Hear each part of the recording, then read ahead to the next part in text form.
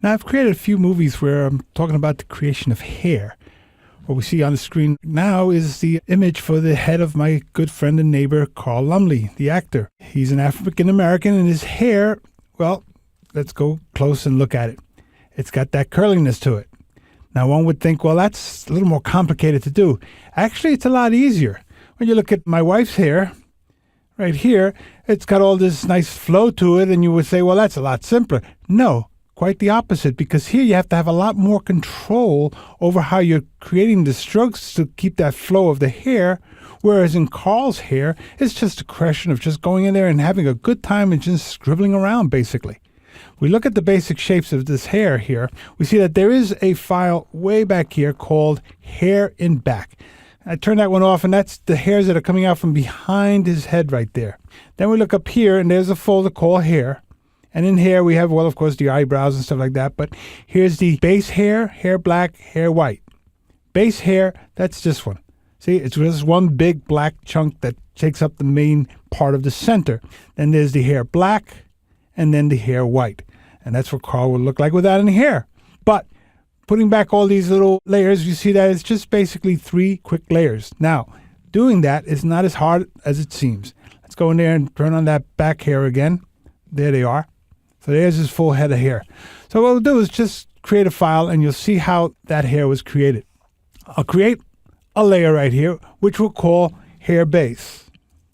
And all the files with people's heads have a hair base where the basic color is laid down, which in this case will be just a large black shape.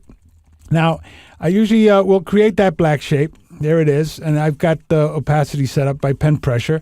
So I have to go over it a few times there like that. And there's the top of the head.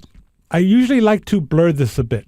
I like to give it a little bit of a Gaussian blur. Just go in there and soften that edge so I don't get such a hard edge underneath. So I'll go in there and soften this up. Just like that. So now, on top of that, I'm going to start to create the hair. So I'm going to create, we'll say, black hair. And I'm going to get my brush down to that small size again. In fact, we'll make it a little thicker. Right there. 3. Actually, we'll come down to 2.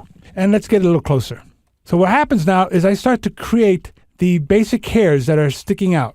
So I'm going to create these little hairs that are just towards the top. They're just kind of coming out of the top of the hair, and might throw little curly cues here and there and so on. So we have all these little hairs on top. Now the stuff underneath here that's going to connect the base to that hair, I basically just scribble. See? It makes it real easy to just go in and just start to scribble away and have a good time with this.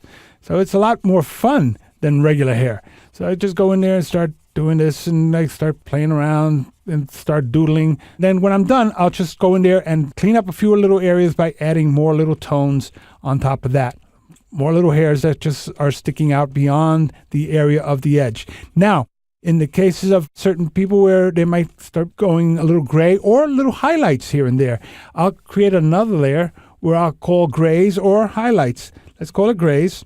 And I'll pick a lighter shade of the black right there, just something light. And again, depending on your printer and how much it's going to be able to hold, you might not want to go too dark. So I'm going to go in there. In that layer, I'll just start to create extra little hairs here and there, just little hairs that are just going to depict this little sense of lighter tones of hair inside of the main thing. And again, you can see that I'm just very quickly just going in there and doing little doodles, which make it a lot easier to do than that long strands of hair that have to follow a flow and require a lot more control. Here, I could just go in there and start playing around. Now, usually what I do is I'll put on some music that just makes you want to dance, and I just let my hand dance all over the canvas. And I start to create this little effect like you see there. So the end result of something like that becomes this head of hair like right there, where he actually has a little white going on in the temples.